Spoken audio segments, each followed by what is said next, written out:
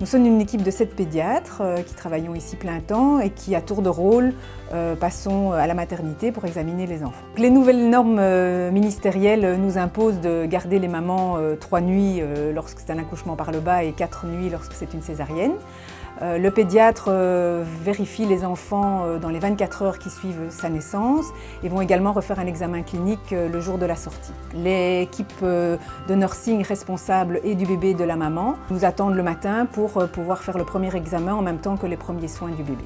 Il va de soi que si c'est nécessaire, comme lorsque l'enfant présente une jaunisse, le séjour peut être prolongé, soit pour des raisons médicales pédiatriques ou des raisons médicales maternelles. Quotidiennement, le bébé est vérifié par un membre de l'équipe du nursing. En fait, cette dernière prend sa température, le pèse et vérifie grâce à un appareil qui s'appelle le bilirubinomètre le degré de bilirubine sous-cutanée, ce qui permet de dépister les jaunisses sans devoir faire des prises de sang quotidiennement au bébé. Si les valeurs du bilirubimètre sont anormales, l'enfant bénéficiera alors d'une prise de sang pour évaluer la gravité ou non de la jaunisse.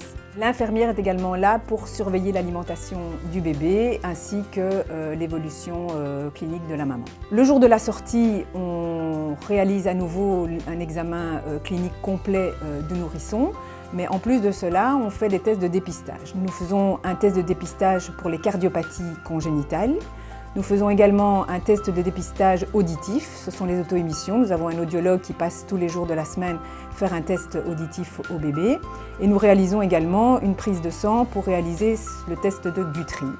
Le Guthrie est un test qui est réalisé entre la 48e et la 72e heure de naissance du bébé et il permet de dépister les maladies métaboliques assez rares comme la phénylcétonurie, permet également de dépister des maladies comme l'hypothyroïdie congénitale ou encore certaines maladies comme la mucoviscidose.